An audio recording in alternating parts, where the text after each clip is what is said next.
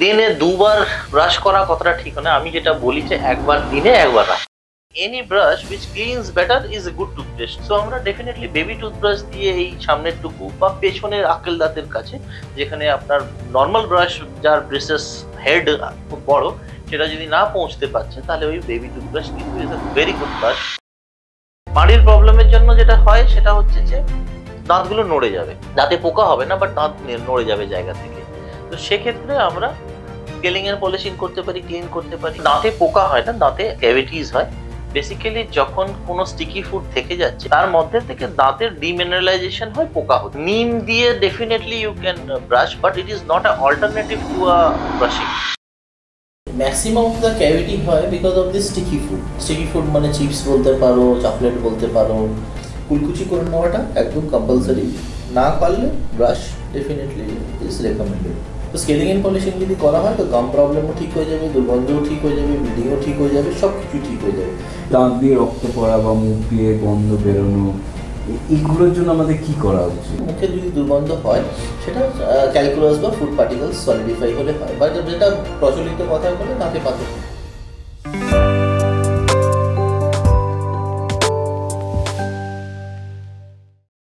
নমস্কার, ডাক্তারবাবু স্বাস্থ্য কথা পডকাস্টে আপনাদের স্বাগত। আমি কুন্তল চ্যাটার্জি।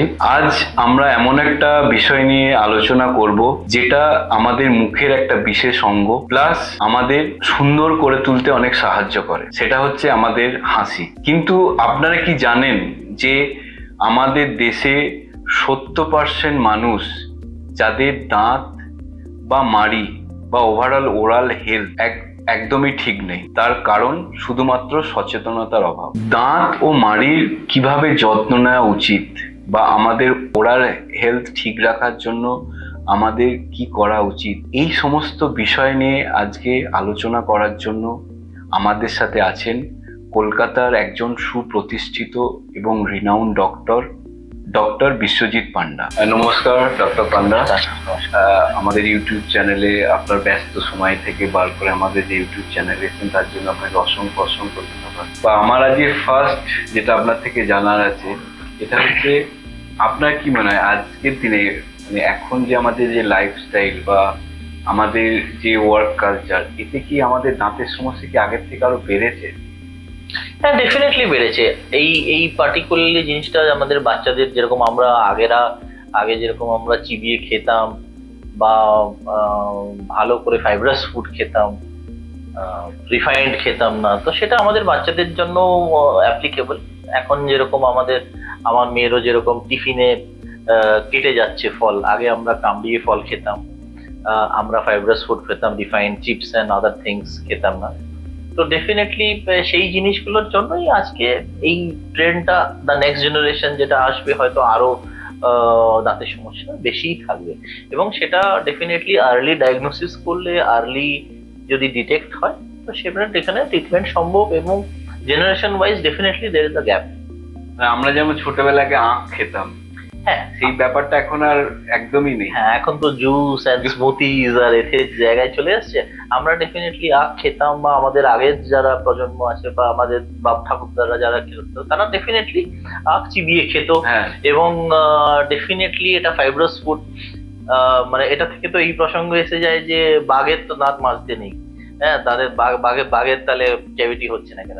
তো দে আর কার্নিভোরাস যখন অ্যানিমালস যেরকম হয়, তো তারাও চিবিয়ে ছিঁড়ে খেতে পারে। তো সেই কারণেই এই জেনারেশন গ্যাপ এবং দাঁতের যে সমস্যা যেটা তুমি বলছো বেশি, ডেফিনেটলি সেটা জেনারেশন গ্যাপের জন্য বা ফুড হ্যাবিটস এন্ড কালচারস এর জন্য ডেফিনেটলি বেশি এবং বাড়ছে, এবং পরের জেনারেশনে আরো বাড়বে। আর আমাদের ব্রাশ, যে আমরা ব্রাশ করি, এই ব্রাশ করার কি কোনো নির্দিষ্ট পদ্ধতি আছে, বা আমরা দিনে কতবার ব্রাশ করা উচিত? দিনে দুবার ব্রাশ করা কতটা ঠিক না, আমি যেটা বলি, যেটা রেকমেন্ড করি, সেটা হচ্ছে একবার দিনে একবার রাতে। হ্যাঁ, তো সেটা হলো আফটার ব্রেকফাস্ট এবং after dinner. Why because after breakfast তো ডেফিনেটলি আমরা জানো সকালবেলা ঘুম থেকে উঠে আমরা ব্রেক করে নিই, বাট সেটা তো হাইজিন মেনটেন বা ফ্রেশনেসের জন্য নয়। আপনি যদি রাত্রেবেলা খাওয়ার পরে ব্রাশ করছেন এবং ব্রাশ করে ঘুমোচ্ছেন, তাহলে তো মাঝখানে কিছু খাচ্ছেন না, তাহলে সকালবেলা উঠে what are you swiping out? তো ব্রাশের নিয়ম হচ্ছে যে আফটার ব্রেকফাস্ট এবং after dinner. Definitely 2 times a day and for a time period of 2 minutes, বা একটা ভালো পছন্দের গান লাগিয়ে আপনি 2 মিনিট ব্রাশ করুন। যে কোনো গান 2 মিনিটেরই হয় বেসিক্যালি, এই জন্য 2 মিনিট ব্রাশ করা উচিত। ব্রাশ অলওয়েজ সফট ব্রিসেলস ইউজ করা উচিত। এবং ব্রাশ করার যেটা নিয়ম বা যেটা আমাদের ধ্যান রাখতে হবে, যে আমার ওপরের পার্টি বা নিচের পার্টি, একটা দাঁতের 2-4টে সারফেস, একটা হচ্ছে অক্লুজাল সারফেস, যে চাপ সারফেস দিয়ে আমরা চিবিয়ে খাই, একটা হচ্ছে বাক্কাল সারফেস যেটা বাইরের দিকে সারফেস, একটা লিঙ্গুয়াল সারফেস যেটা ভেতরের দিকে সারফেস। তো আমাদের ধ্যান রাখতে হবে যে আমরা বাইরের দিকটা ভালো করে ব্রাশ করলাম, এবং সোয়াইপিং মোশনে ওপরে যদি করছি তাহলে ওপর থেকে নিচে, নিচে যদি করছি নিচ থেকে ওপর, এবং গাম মাসাজ করতে করতে করতে করতে ব্রাশিং এদিক থেকে এদিক, এদিক থেকে এদিক, and all the surface clean হলো কিনা, আমার occlusal surface, buccal surface, lingual surface, all the surface clean হলো কিনা। এবং যেটা দেখে নিতে হবে সব থেকে বেশি যে ইম্পর্টেন্ট এরিয়া, যেটা আমরা সাধারণত মিস করে যাই, সেটা হলো এই lower mandible area. Lower mandible এরিয়াতে আপনাকে ব্রাশটাকে আপরাইট করে নিতে হবে, আপরাইট করে এইভাবে ব্রাশ দাঁতটা মাজতে হবে। যাতে কেন কি এই লোয়ার লিঙ্গুয়াল পোর্শনে অনেকগুলো স্যালাইভারি গ্ল্যান্ডস আছে আমাদের। তো এই স্যালাইভারি গ্ল্যান্ডস হওয়ার জন্য এইখানে সব থেকে বেশি ময়লা, সব থেকে বেশি প্লাক বা ক্যালকুলাস জমা হয়। তো সেই কারণে এই জায়গাটা ব্রাশ করাটা বেশি ইম্পর্টেন্ট, এবং নর্মাল ব্রাশিং থেকেও এই জায়গাটা বেশি গুরুত্বপূর্ণ হয়ে যায়, বা বেশি আপনাকে লক্ষ্য করে ব্রাশ করতে হবে। আর আরেকটা ইম্পর্টেন্ট পয়েন্ট হচ্ছে, যেহেতু আমাদের চাবি চিক্স বা কোনো ফ্যাট টিস্যুজ এর জন্য হয়তো লাস্টের দাঁতগুলো ব্রাশ হলো না, সেই কারণে এনি ব্রাশ বা আমরা বেবি টুথব্রাশ ইউজ করতে পারি। বেবি টুথব্রাশ দিয়ে আমরা যদি ক্লিন করি, অফকোর্স এতে লজ্জার কিছু নেই। Any brush which cleans better is a good toothbrush for you.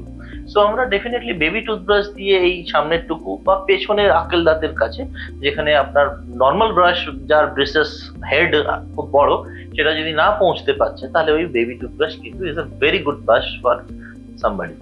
আচ্ছা, আমি এক জায়গায় পড়ছিলাম, যেটা আমাদের ইন্ডিয়াতে বিশেষ করে 70% লোক যারা দাঁতের প্লাস মাড়ির সমস্যায় ভুগছেন, মানে বেসিক্যালি ওরাল হেলথ খুবই পুয়ার।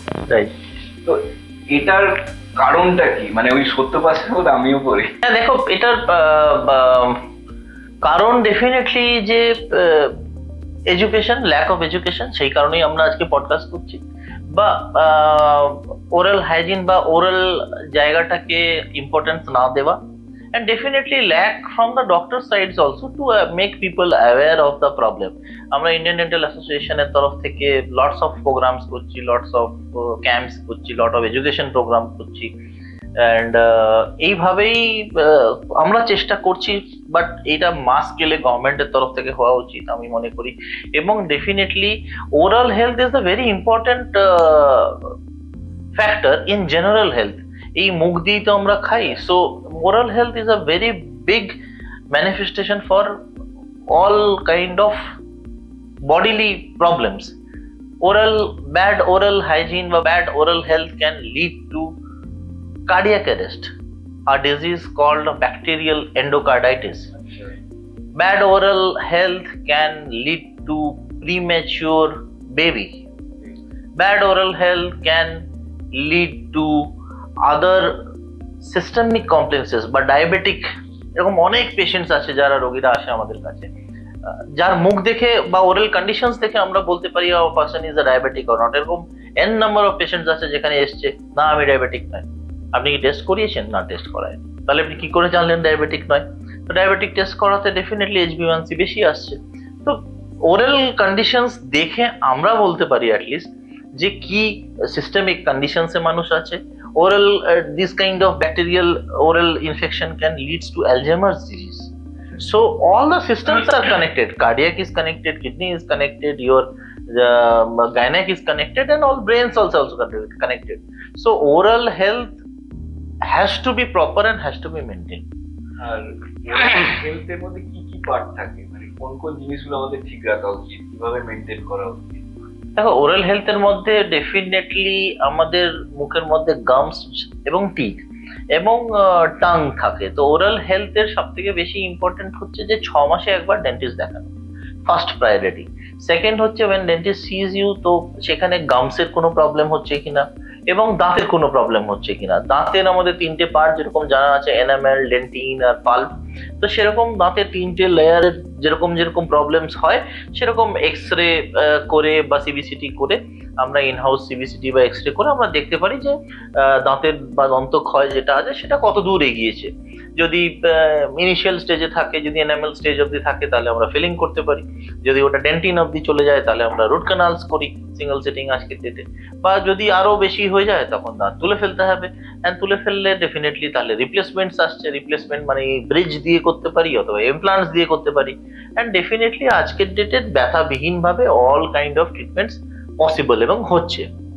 এবং দাঁত ধরে এবার মাড়ির প্রবলেম যদি থাকে তাহলে মাড়ির প্রবলেমের জন্য আমরা স্কেলিং এন্ড পলিশিং একটা রেগুলার প্রসিজার করে থাকি। মাড়ির প্রবলেমের জন্য যেটা হয় সেটা হচ্ছে যে দাঁতগুলো নড়ে যাবে, দাঁতে পোকা হবে না বাট দাঁত নড়ে যাবে জায়গা থেকে। তো সেক্ষেত্রে আমরা স্কেলিং এন্ড পলিশিং করতে পারি, ক্লিন করতে পারি, আরো অ্যাডভান্স প্রসিজার বোন গ্রাফট করতে পারি। আমরা আরেকটা নতুন ট্রিটমেন্ট করি, সেটা হচ্ছে বাংলায় যেটা প্রচলিত বলে দাঁতকে বসিয়ে দেওয়া অথবা নড়া দাঁতকে বসিয়ে দেওয়া যেটা বলে, বাট এটা তো প্রচলিত কথা। But technically what we do is আমরা স্প্লিন্টিং করি, দাঁতের পেছন দিকটা আমরা ফাইবার ব্যান্ড দিয়ে বেঁধে দিই, যাতে united we stand divide we fall যে কনসেপ্ট, সেই কনসেপ্টের অনুযায়ী আমরা ওই সামনের দাঁত 6টাকে বেঁধে দিই, যেটা এক্সফোলিয়েশনটাকে একটু আমরা করতে পারি। যেটা হয়তো 2 বছরে খারাপ হয়ে যেত, পড়ে যেত, সেটা হয়তো আগামী 5 বছর পর্যন্ত ডিলে করলাম। বাট আলটিমেটলি যে ট্রিটমেন্ট দরকার, হয়তো বোন গ্রাফট দরকার বা অ্যাডিশনাল ট্রিটমেন্ট দরকার, সেগুলো ট্রিটমেন্ট এখন আজকের ডেটে যদি আর্লি ডায়াগনোসিস হয় তো আর্লি ট্রিটমেন্ট ডেফিনেটলি পসিবল। আপনি একটু আগে বললেন দাঁতে পোকা লাগে, দাঁতে পোকা লাগাটা কি মানে আদৌ কি পোকা থাকে না অন্য কিছু? না, এটা একটা প্রচলিত কথা, আমরা পোকা বলি, বাট দাঁতে পোকা হয় না, দাঁতে অলওয়েজ ক্যাভিটিস হয়। বেসিক্যালি যখন কোনো স্টিকি ফুড থেকে যাচ্ছে বা যা ব্যাকটেরিয়া যেটা আছে সে যখন একটা ফুড পার্টিকেলস পাচ্ছে বা যে অ্যাসিড সিক্রিশন হচ্ছে তার মধ্যে থেকে দাঁতের ডিমিনারেলাইজেশন হয়, পোকা হচ্ছে। বাট পোকা বলতে প্রচলিত পোকা দেখা যায় না, ইটস আ ক্যাভিটি আমরা বলি আমাদের ভাষায়। ডেফিনেটলি ওই পোকা যেটা আপনি জিজ্ঞেস করছেন সেটা ডেফিনেটলি নয়। আচ্ছা, আরেকটা জিনিস যেটা হচ্ছে যে নিমের দাঁতন দিয়ে, অনেক নিমের দাঁতন দিয়ে দাঁত মাজে, প্লাস আমি ছোটবেলায় শুনলাম যে আপনার বলে নুন প্লাস সর্ষের তেল দিয়ে দাঁত মাজবে, দাঁত পরিষ্কার। এখনো তো আসছে সেই আপকে টুথপেস্ট মে নমক হ্যায়, আপকে টুথপেস্ট মে নুনের ব্যাপার। তারপর ধরুন যে ছাই দিয়ে, মানে গ্রামের দিকে ছাই দিয়ে আগে দাঁত মাজতো, এইগুলো কতটা মানে এগুলো কি উপকার এফেক্ট করে না এটা আমাদের অপকারী হয় বেশি? দেখো, এগুলো অনেকটাই আমাদের অনলাইনের পুরোনো জিনিসগুলোকে তুলে আনছে, videos, lots of videos are there, charcoal, toothpaste, lot of content is there in the YouTube. But এগুলোতে ডেফিনেটলি দেখো প্রাচীনকাল থেকে চলে আসছে যেগুলো বাবুল, নিম, এগুলোর definitely there is a medicinal property. নিমের ক্ষেত্রে আমি যদি স্পেসিফিক্যালি যদি বলি, নিম has got some good properties. Neem juice is got some good properties. But নিমের আমি অর্ধেক শুনলে half knowledge is very dangerous. নিম দিয়ে definitely you can brush, but it is not an alternative to a brushing, normal brushing. So নিমের নিয়ম হচ্ছে you have to get a fresh ডালি, মানে ডালটাকে ফ্রেশ। আপনি সেটাও অনলাইন কিনবেন রাখবেন তো সেটা হবে না। নিমের নিয়ম হচ্ছে যে গাছ থেকে পেড়ে নিতে হবে ফ্রেশ, জুসটা বার করে আপনি দিলেন, ভালো করে মাজলেন, এবং যেটা ভোঁতা হয়ে গেল সেটাকে কেটে দিলেন। কেটে দিয়ে you have to store it in the fridge if you want to reuse it. হ্যাঁ, নাহলে ওই জুসটার কোনো মানে হয় না। তো neem can be incorporated in your oral hygiene regime once a week বা টুয়াইস এ উইক করলেন, but it is not alternative to the brushing. Same with babul. এবার ডেফিনেটলি অ্যাশ আর যেগুলো আপনি নুন তেল দেখুন, সরষের তেল has got some property of antibacterial, তো সেটা দিয়ে গামসের জন্য খুব ভালো। মাসাজ যখন করে তাতে বেশি ব্লাড সার্কুলেশন হয়, এবং some medicinal properties from the mustard oil, এটাতে কি হয় একটু গামসের জন্য ভালো। ডেফিনেটলি অয়েল পুলিং বলে একটা কনসেপ্ট আছে, সো এগুলোতে গামসের জন্য ভালো ডেফিনেটলি।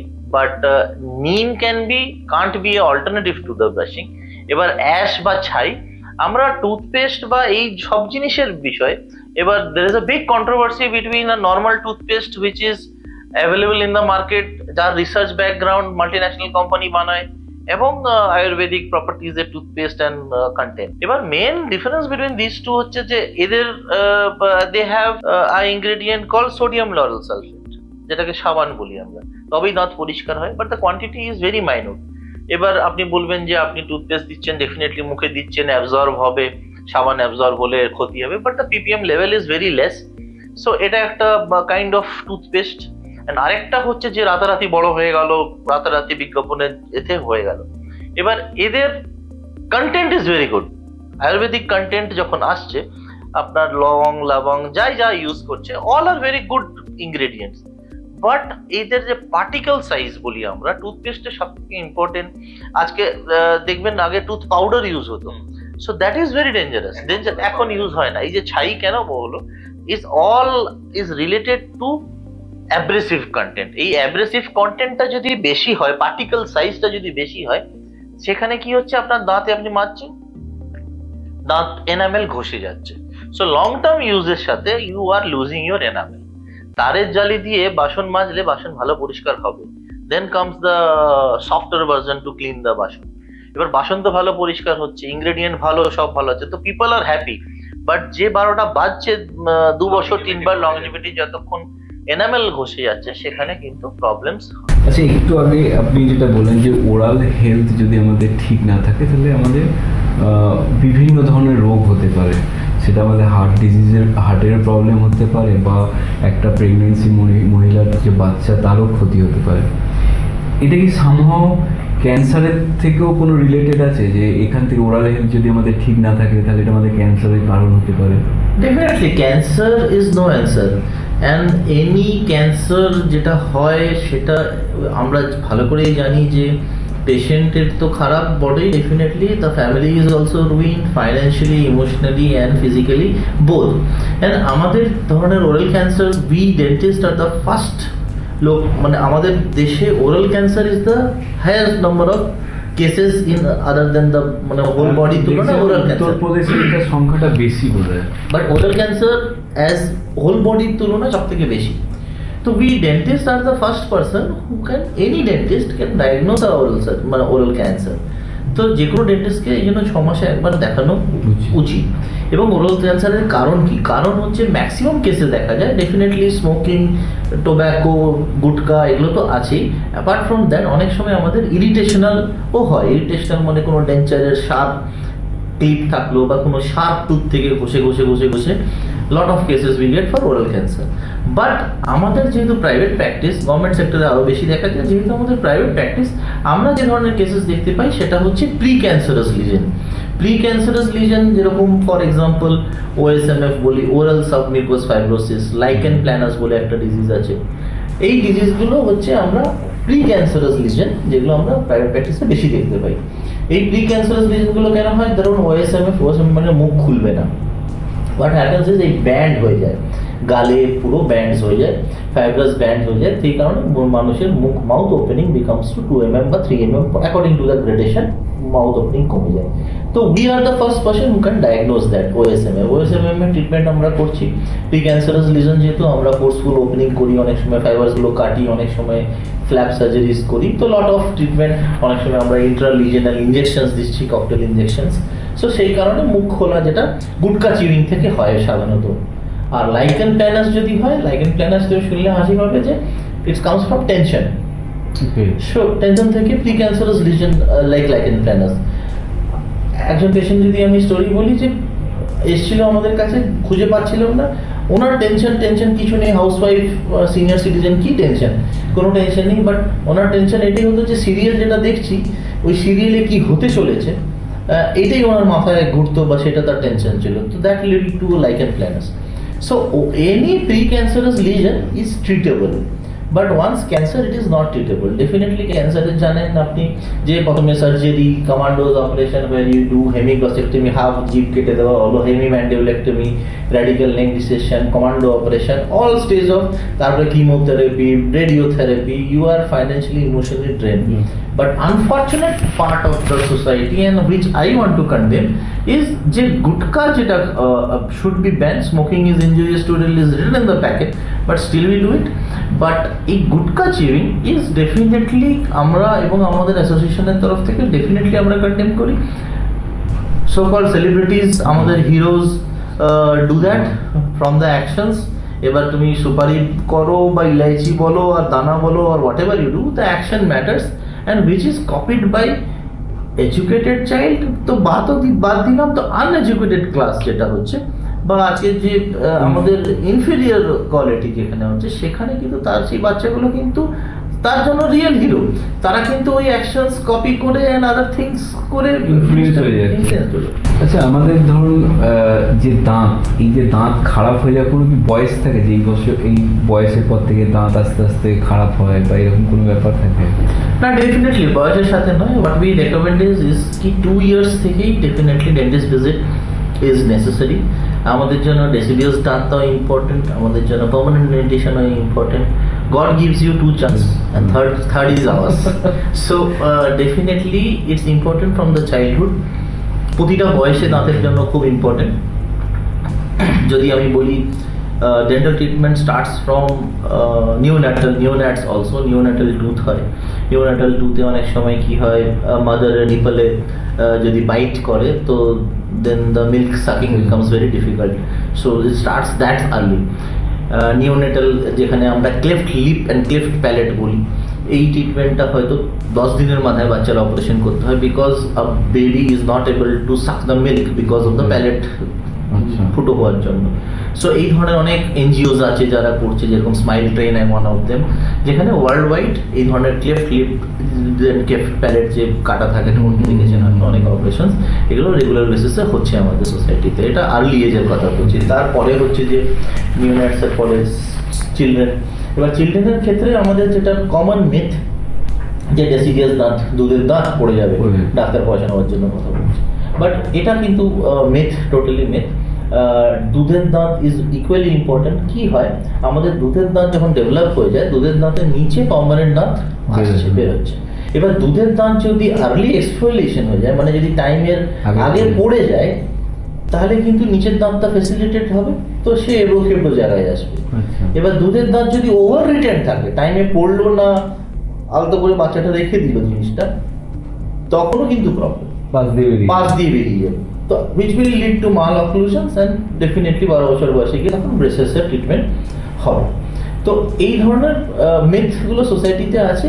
বাচ্চাদের ট্রিটমেন্টের জন্য আমরা ডেফিনেটলি ফিলিংস করি, আমরা প্রিভেন্টিভের জন্য আমরা টুথ ফিশ মানে ফিশের উপরে আমরা কিছু ক্যাভিটিস করি, সেখানে ফিলিংস করি। বাচ্চাদের রুট কানাল হয় না, তো বাচ্চাদের পালপেক্টমি প্রসিজার হয়, পালপোটমি প্রসিজার হয়, বাচ্চাদের রেডিমেড ক্রাউন্স হয়, বাচ্চাদের স্পেস মেনটেনার হয়। স্পেস মেনটেনার মানে যদি আগে বেরিয়ে গিয়ে থাকে কোনো কারণে, হয়তো আমাদের দাঁত তুলতেই হলো, তো সেই স্পেস মেনটেন করার জন্য স্পেস মেনটেনার করা হয়।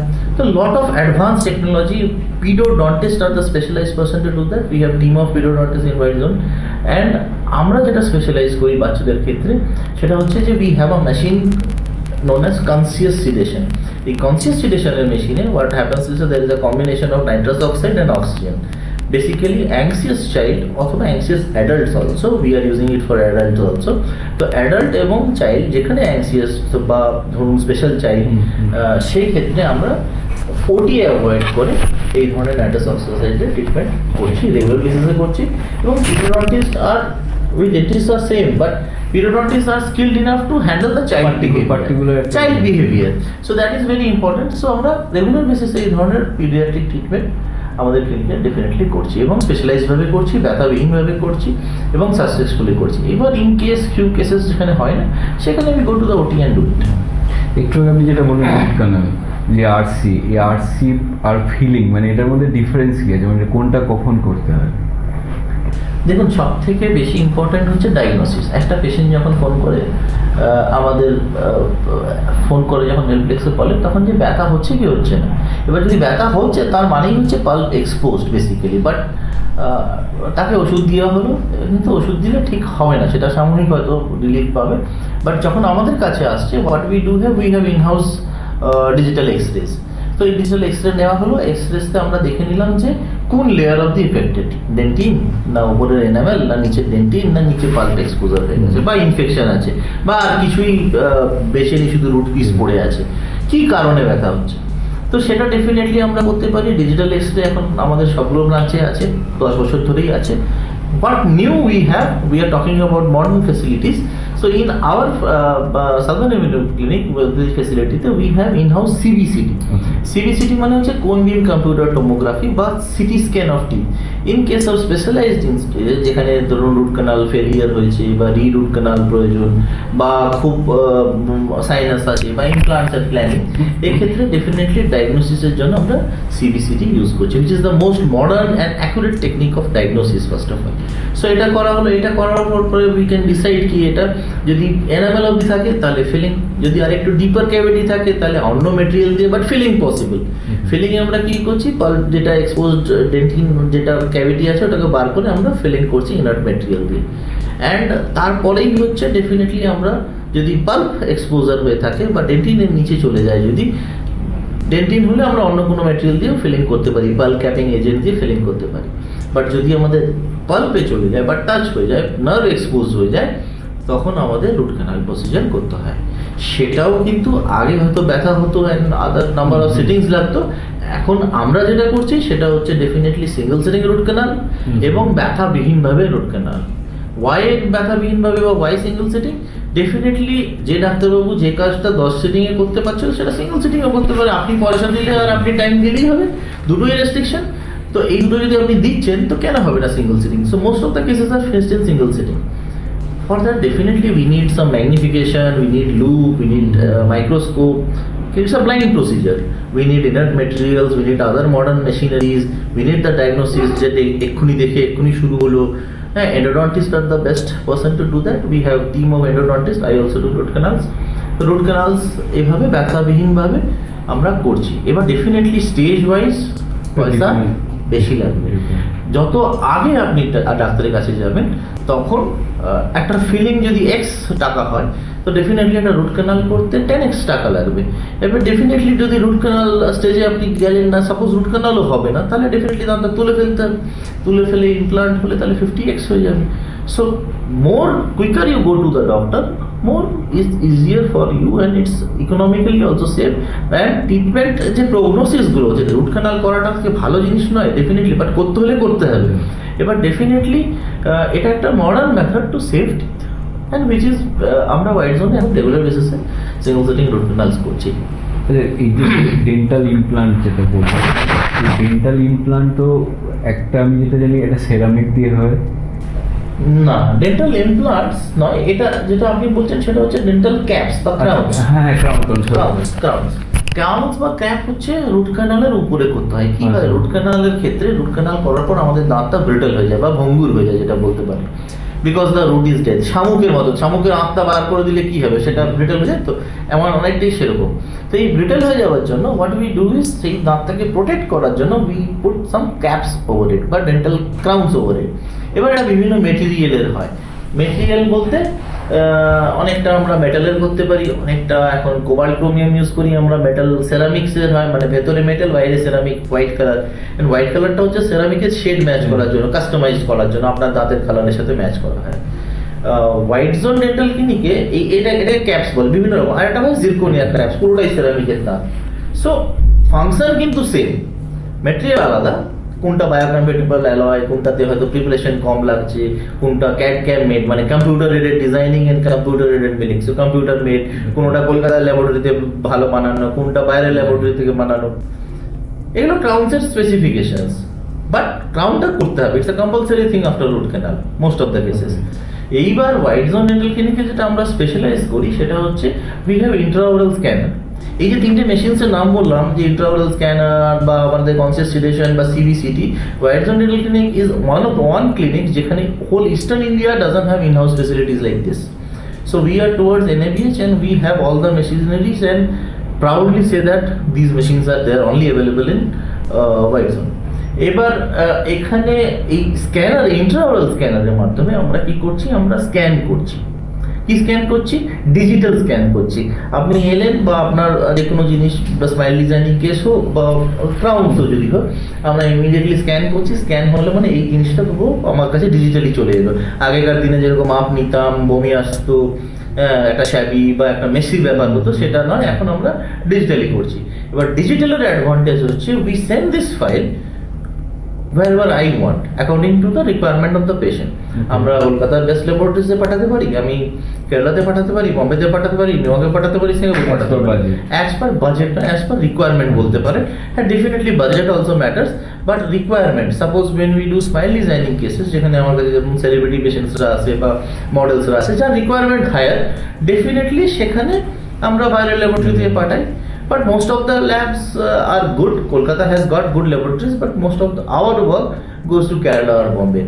And এখান থেকে they do a export quality lab. মানে এগুলো export quality বলতে India is a cheaper country and very good content যদি বানানো হয়, তো যত এই UAE, শারজা, যত এই ধরনের কান্ট্রিজ আছে এখান থেকেই এক্সপোর্ট হয়। So it's a huge lab. আপনি গেলে কোনোদিন, আমরা তো যাই, ইটস আ আমাদের বাঙালিদের হবে না ওই জিনিস, তো it's a huge lab and they do a scanning, মানে একটা দাঁত বেরোবে যখন স্ক্যান করে, দেয়ার আর হেরার্চি, যেরকম HOD, professor, quality control, German technicians, জার্মানস are very good at their handwork. So এই কাজটা, একটা কাজ বা একটা দাঁত এই ধরনের কোয়ালিটি কন্ট্রোল দিয়ে বেরোয়, প্রসেসে বেরোয়। অ্যান্ড আমাদের সুবিধা হচ্ছে যেহেতু আমরা স্ক্যান করে পাঠাচ্ছি, আপনি এক্ষুনি স্ক্যান করলেন, এক্ষুনি ওখানে কাজ শুরু হয়ে গেল, অ্যান্ড এক্ষুনি কুরিয়ার করে পাঠিয়ে দিল। রেগুলারলি উই আর ডুইং ইট। আচ্ছা, এই যে and the fitting and other things are very accurate, very predictable results. And there is a warranty card also. Sorry, I mean, there is a warranty card. এগুলো একটা marketing gaming studio, but আজকের ডেটে the crowns are provided with a warranty card of 10 to 15 years or a lifetime warranty card. তাতে কি হয়, what happens is insurance টাইপের। আজকে একটা পেশেন্ট যখন আমার কাছে রিটার্ন আসবে 5 বছর বাদে, 3 বছর, খাওয়ার ঢুকছে ক্রাউনের চারদিকে, ক্রাউন ভেঙে গেছে sometimes, so when it is insured or there is a warranty card, doctor will not hesitate to change it. In my patient at least I will, আমার পকেট থেকে যাচ্ছে না যখন, আমি কোনোদিন হেজিটেট করবো না চেঞ্জ করতে। So this happens. So warranty cards is a marketing gimmick but do help. আচ্ছা, এই যে আপনি যে বলে ক্রাউন, এই যে ক্রাউন লাগাবার পরে মানে আমাদের কি যখন কোনো সিটি স্ক্যান বা এইগুলো করতে কি কোনো প্রবলেম হয়? এটা একটা জেনারেল মিথ, লোকাল ক্রাউন্সের হতে পারে, বিকজ মেটালের বিশেষ করে মেটাল, দেখুন এটা ফেরোম্যাগনেটিক না হলেই হলো, দিজ আর অ্যালয়েস। আমাদের যে ক্যাডমিয়াম আমরা ইউজ করি সেখানে is cobalt chromium and nickel chromium, তো সেগুলো অনেক হালকা হয়, অনেক প্রিসাইজ হয়, and the alloy is not ferromagnetic. এবার জিরকোনিয়া ক্রাউন্সে ডেফিনেটলি হয় না, বাট এদের কি হয়, বেসিক্যালি এমআরআই এর আগে কি হয়, see MRI is an emergency procedure, MRI of brains and other things is emergency, মানে road traffic accident or cerebral attack or something like that। সেই ইমার্জেন্সিতে এক তো তোমাকে কেউ জিজ্ঞেস করবে না যে তোমার কি হয়েছে আর না হয়েছে, first of all. If it is the elective procedure, কারোর ঘাড়ে ব্যথা এমআরআই করতে হবে না, তখন most of the cases what we do or what is the protocol is কি get a dentist check-up done। ক্রাউনগুলো কি হয়, লুজ হলে problem. If a bridge fitting করা আছে সেটা লুজ, ও যখন এমআরআইতে কি হয়, একটা ম্যাগনেটিক ফিল্ডের মধ্যে আপনি যাচ্ছেন, ও বুলেটের মতন ছুটবে যদি ওটা অ্যালয়টা যদি লোহা হয়, বাট এটা তো alloy, so it is not. এবার কারোর মুখে ধরো প্রচুর ব্রিজেস আছে, হ্যাঁ, তো সেখানে কিন্তু সে বুলেটের মতন ছুটবে যদি অঘটন ঘটতে হয়। মানে একটা অনেক ইনসিডেন্স আছে, যেরকম এমআরআই রুমে কোনো ট্রলি আছে, ও ট্রলিটাকে টেনে নিচ্ছে MRI machine. So this type of accidents do happen. তো বেসিক্যালি ল্যাবস কি করে বলে যে আপনি একবার ডেন্টিস্ট চেক আপ করেন যে সব ব্রিজ ফ্রিজ সব ঠিক আছে কিনা, dentist give it in return কি everything is fine, but in emergency procedures we don't do that. And আরেকটা প্রবলেম হয় যে যখন অনেকগুলো ব্রিজেস থাকে বা মেটাল হয়, তখন রেডিয়েশনটা স্ক্যাটার্ড হয়। সেই রেডিয়েশন স্ক্যাটার্ড হতে যে ডক্টর যিনি এমআরআই পড়বেন তার রিপোর্টসে ভেরিয়েশন আসবে, সে কিছু দেখতে পাবে না, সাম আর্টিফ্যাক্টস আসবে and all. So these are the 2-3 problems for MRI. So definitely we recommend zirconia crowns বা CAD/CAM crowns for them আজকে modern, but definitely costing and other things increase long টার্মের জন্য বা কারোর মুখে যদি কিছু না থাকে, কেউ যদি ফার্স্ট টাইম করাচ্ছেন, তো ডেফিনেটলি মেক সেন্স। আচ্ছা, দাঁতের উপর আমরা যেমন চকলেট বা চিনি ধরনের যে মিষ্টি জাতীয় যে জিনিস খাই বা কোল্ড ড্রিঙ্কস, এটা আমাদের দাঁতের উপর কতটা প্রভাব ফেলে বা মাড়ির উপরে? মাড়ির উপরে ডেফিনেটলি নয়, বাচ্চাদের দাঁতের উপরে যেতে ম্যাক্সিমাম অফ দ্য ক্যাভিটি হয় because of the sticky food, মানে চিপস বলতে পারো, চকলেট বলতে পারো, যেটা তোমার দাঁতের উপরে লেয়ার বানিয়ে থেকে যাবে বেশিক্ষণ। থেকে গেলেই bacteria will come into actions and ওই কম্পোজিশনে they will release acid and then that leads to cavity. তো ডেফিনেটলি এগুলোতে ক্ষতিকারক চিনি বা এই জিনিস যেগুলো, মোদ্দা কথা হচ্ছে যে you have to brush or at least কুলকুচি করে নেওয়া খাওয়ার পর। তো তাহলে কি হবে, এই sticky food will not stay on your tooth surface, না থাকলে তোমার ক্যাভিটি হবে না বা ক্ষতি হবে না। বা কোল্ড ড্রিঙ্কের কি হচ্ছে, কোল্ড ড্রিঙ্কসে lot of acid is there, বা তার বেসিক প্রপার্টি না অ্যাসিডিক প্রপার্টি আছে। তো cold drink is definitely dangerous, সেই জন্য এনএমএলকে ওয়ার্ড অফ করে দিচ্ছে। তো ডেফিনেটলি সেগুলো খারাপ, ক্ষতিকারক, কোল্ড ড্রিঙ্ক বলো বা এই কোনো স্টিকি। বাট হোল মোদ্দা কথা হচ্ছে যে যদি কুলকুচি করে নেওয়া যায়, বা আপনি এমন একটা জায়গা আছেন যেখানে কুলকুচি করতে পারেন, you can just take a suppose in a restaurant, so আপনি জল নিলেন কুলকুচি করে নিজের কুলকুচি, you can just swallow it. But কুলকুচি করলে অ্যাটলিস্ট কী হবে, বা ব্রাশিং যদি অপশন না থাকে, অপশন থাকলে তো টোয়াইস আপনি ব্রাশিং করছেনই, বাট অ্যাটলিস্ট বা যদি স্পেশাল কিছু খাচ্ছেন, সাপোজ চকলেট খেলেন বা কিছু খেলেন, স্পেশালি বাচ্চাদের ক্ষেত্রে কুলকুচি করে নেওয়াটা একদম কম্পালসারি। না পারলে brush definitely is recommended, but sticky food for long time to the tooth surface is dangerous. মানে যে ধরুন অনেকে আছে অনেকবার করে চা খায়, চা প্লাস ধরুন ফাস্ট ফুড, তাহলে এইগুলো তো এফেক্ট করে আমাদের। চা কফিতে আমাদের স্টেইনস পড়ে বা স্মোকিংয়ের জন্য স্টেইনস পড়ে, এইগুলো থেকে ডেফিনেটলি আমরা স্কেলিং অ্যান্ড পলিশিং করলে ডেফিনেটলি ওয়ান্স ইন 6 months বলি, বাট অ্যাটলিস্ট ইন এ ইয়ার যদি স্কেলিং অ্যান্ড পলিশিং করা হয়, we can get out of it. আচ্ছা, এখন ধরুন বাজারে অনেক ধরনের টুথপেস্ট বা ধরুন অনেক প্রোডাক্ট বেরিয়েছে যেগুলো নাকি লাগালে বা সেটা দিয়ে ব্রাশ করলে আমাদের দাঁত, যেটা আমরা কমার্শিয়াল অ্যাডভার্টাইজমেন্ট দেখি যে দাঁত একদম পুরো মিল্কের মতো হোয়াইট হয়ে যাচ্ছে, মানে এগুলো কি কতটা ঠিক? এগুলো যদি হতো তাহলে আমরা কি করবো, মানে আমাদের পেটে লাথ পড়ে যাবে। বাট কথাটা হচ্ছে যে this kind of products definitely তাহলে অ্যাডভার্টাইজমেন্ট করতে লাগছে, this kind of products is not recommended definitely. এটা হলে সাময়িক, ওই কীভাবে হচ্ছে, সাদা হচ্ছে কী করে, সাদা হচ্ছে either there is a reason, there is a chemical, harsh chemical which is এনামেলের উপরে তোমার অ্যাকশন হচ্ছে, or there the content is more aggressive বা দানাদার জিনিস। এই যে আমাদের মেন স্ক্রাব আর উমেন স্ক্রাব আলাদা আলাদাভাবে বিক্রি হয়, তো ওয়াই, মানে সেখানে তো only difference is the particle size. Men স্ক্রাবে পার্টিকেলস যেহেতু আমাদের চামড়া মোটা অ্যান্ড মোর রাফ, তো ডিফারেন্ট পার্টিকেল সাইজ, আর উমেন স্ক্রাবে হয়তো পার্টিকেল সাইজ লো, এইটাই হচ্ছে কারণ। তো সেম ওয়ের এই যে whitening toothpaste either there is a particle size or xylitol বা আদার বা হাইড্রোজেন পারক্সাইড দেওয়া থাকে, এই ধরনের কেমিক্যালসে ডেফিনেট একটা সাময়িক সাদা আপনি পাবেন, but this are for party or something, যাতে মাইল্ড একটু ইনক্রিজ হবে। বাট রেগুলার বেসিসে if you are using it, that will erode your enamel and which can be dangerous. For particularly যদি আপনার হোয়াইটনিং চাই, we recommend a proper in-office tooth bleaching. In-office tooth bleaching we do 2 procedure, একটা হচ্ছে scaling and polishing, যেটাতে আপনার নিজের দাঁত পরিষ্কার হবে, সাদা হবে না, পরিষ্কার হবে, পলিশ করলে চকচক করবে বাট সাদা হবে না। Whitening is a procedure, we are doing lot of whitening procedures for bridal, পুরো ফ্যামিলির ব্রাইডালের টাইমে, মানে কোনো বিয়ের সময় পুরো ফ্যামিলির হোয়াইটনিং, অথবা কোনো আজকে যেটা স্মাইল তোমার কনফিডেন্সের জন্য লাগছে। সো কোনো business meets, people are doing it for parties, people are doing it for any special occasions, কারোর anniversary, so lot of reason, কারোর ইন্টারভিউ।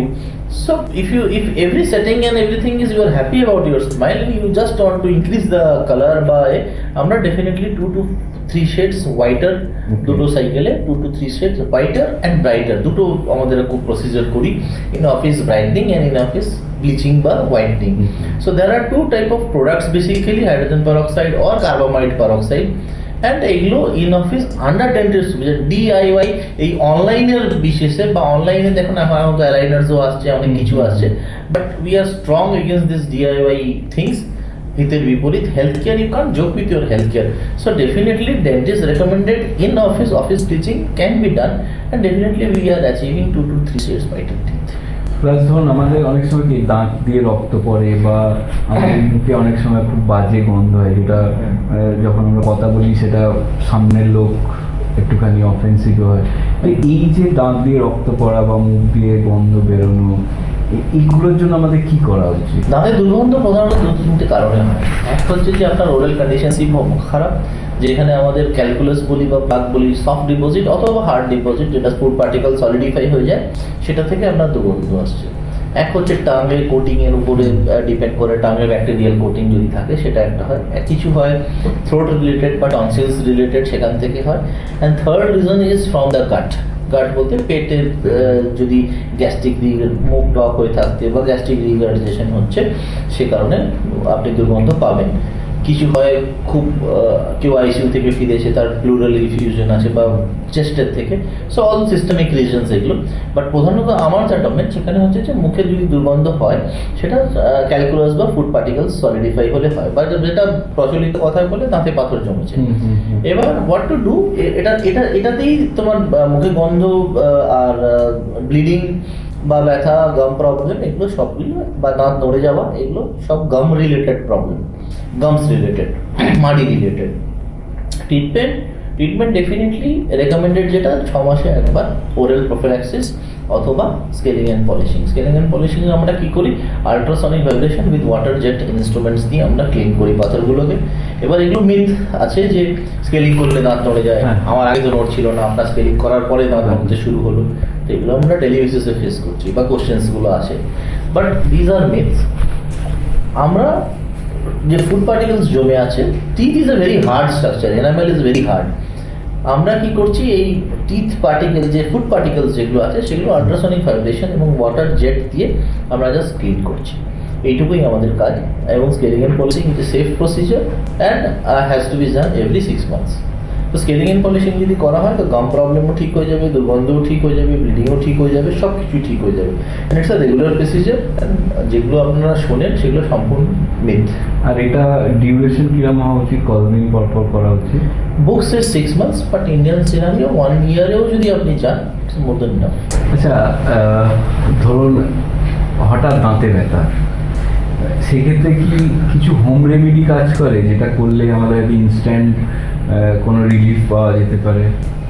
দেখুন, দাঁতে যদি ইমার্জেন্সি কোনো ব্যথা হয়, সব থেকে বেশি যেটা কাজ করে বা সেটা সবাই জানে, সেটা হচ্ছে লং বা ক্লোভ অয়েল, যেটাকে বলা হয়।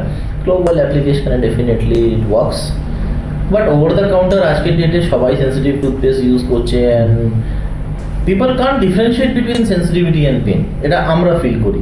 কারোর সেন্সিটিভিটি হচ্ছে তো সে ব্যথার ওষুধ খাচ্ছে, কারোর পেন হচ্ছে তো সে sensitive toothpaste over the counter OTC product নিয়ে ইউজ করছে।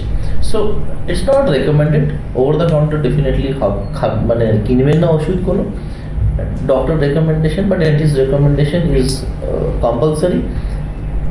এই সেন্সিটিভ টুথপেস্ট যেটা মার্কেটে অ্যাভেলেবল, আপনার যদি সেন্সিটিভিটি হয়, it has to be used by you, prescribe by the doctor for the specific regime. মানে ধরুন 2 সপ্তাহের জন্য ডাক্তার প্রেসক্রাইব করে 2 সপ্তাহের জন্য ইউজ করবেন। আপনি রেগুলার বেসিসে সেন্সিটিভ টুথপেস্ট দিয়ে ব্রাশ করছেন, doesn't make sense, because sensitive toothpaste doesn't have any ingredient of a normal toothpaste. So cleansing অ্যাক্টিভিটিই নেই, তা সে তো ভাই মেডিকেটেড টুথপেস্ট। তো সেখানে তুমি তার থেকে ক্লিনজিং কেন এক্সপেক্ট করছো? অনেকে বলে যে আমি অমুক টুথপেস্ট দিয়ে সারা জীবন করছি, আমি ভালো আছি। So this is not recommended. আর পার্টিকুলারলি যদি লংয়ের তেল, আপনি যেটা কোশ্চেনটা জিজ্ঞেস করলেন, সেটা হচ্ছে যে লংয়ের তেল দিয়ে ইমার্জেন্সি হ্যান্ডেল করা যায় যদি কোনো মেডিসিনস বাড়িতে থাকে, well and good painkillers. নাহলে paracetamol is a very safe drug, can be taken. আজকের ডেটে একটা প্রচলিত মেডিসিন আছে, আমি নাম বলবো না, বাট এটা সবাই জানে ওই মেডিসিনটার নাম, but that can cause any side effects also. এই ধরনের মেডিসিন নেওয়াটা ঠিক নয় without recommendation. But paracetamol is a safe drug, বাচ্চাদের ক্ষেত্রেও paracetamol is a safe drug.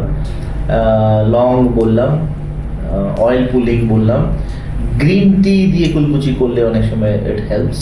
হ্যাঁ, তো এই কয়েকটা জিনিস ডেফিনেটলি হেল্পস। বাট প্যারাসিটামল, আমাদের হোমিওপ্যাথিক মেডিসিন আর্নিকা, তো দিস থিংস ওয়ার্কস বেটার, মানে ইন কেস অফ ইমার্জেন্সি। আর ডেফিনেটলি যদি রাতে হয়, it's always recommended to go to a ডেন্টিস্টের চেম্বার। তো খোলা থাকবে না, যদি আপনার কোনো পার্সোনাল ডেন্টিস্ট হয়, তো definitely you can contact then.